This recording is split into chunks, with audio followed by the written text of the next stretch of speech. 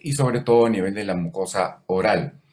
Esta IgA es bastante particular, este anticuerpo IgA es bastante particular en relación a los otros tipos de anticuerpos porque precisamente es una de las pocas moléculas de anticuerpos que es capaz de atravesar la mucosa epitelial para justamente llegar, por ejemplo, a lugares como el lumen del ducto salivario, por ejemplo, ¿no?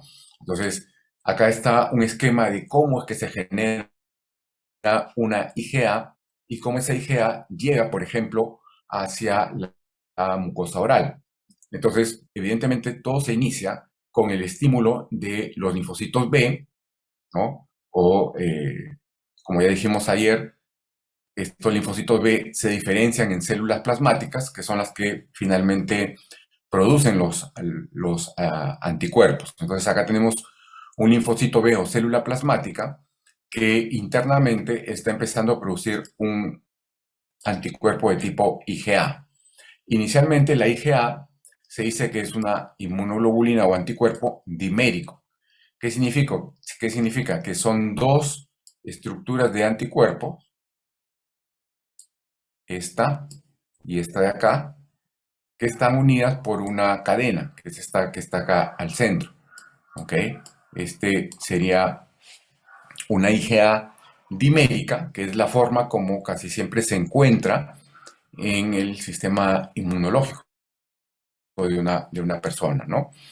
La particularidad que tiene esta IgA, gracias a esta cadena que une a estas dos moléculas de anticuerpo, de IgA, es que esta cadena es reconocida por lo que se llama un receptor de anticuerpos IgA, ¿no? Y este receptor, que está representado por esta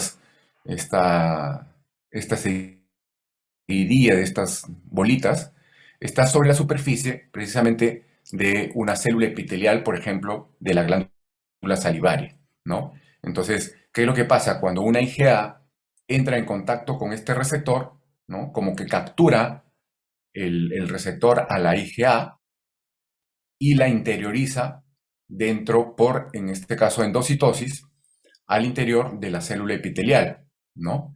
Entonces, acá en la zona gris del lado izquierdo, estamos hablando de la región, digamos, del tejido, la región sanguínea, por donde llegan las células B, los anticuerpos IgA, y acá estamos viendo el paso a través de una mucosa.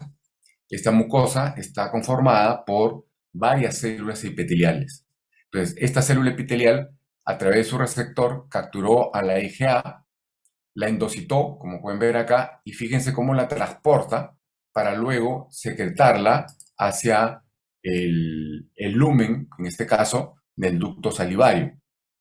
Entonces, se rompe el receptor y se libera, en este caso, la IgA.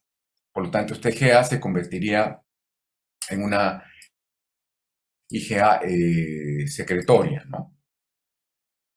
Entonces, de esa forma, podemos ver cómo los anticuerpos, sobre todo los anticuerpos IgA, pasan de un ambiente a otro, en este caso al ambiente que corresponde a la mucosa oral, donde nos servirán evidentemente para la defensa, como hemos visto en esta tabla anterior, donde la IgA puede inhibir la adherencia de ciertos patógenos, aglutinar bacterias, neutralizar virus, ¿no? Y evidentemente, como ya les comenté, es una inmunoglobulina o anticuerpo que está en mayor proporción justamente en la saliva. Entonces, ese es el mecanismo mediante el cual, por ejemplo, se podría transportar una IgA.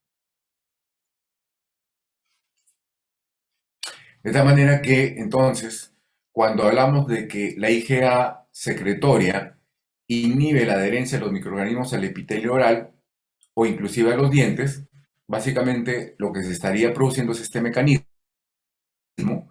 ¿no? De transporte de la IgA hacia el lugar donde se encuentran precisamente estos microorganismos, de tal manera que la idea es que esos anticuerpos IgA, fíjense, neutralicen a, por ejemplo, las bacterias que normalmente nos infectan a nivel de la mucosa oral, ¿no? Que probablemente son los que van a generar algún tipo de infección o alguna caries en los dientes. Entonces, nosotros contamos con estos anticuerpos IgA para evitar justamente que estas bacterias produzcan estos estragos que ya ustedes conocen como parte de su carrera, ¿no?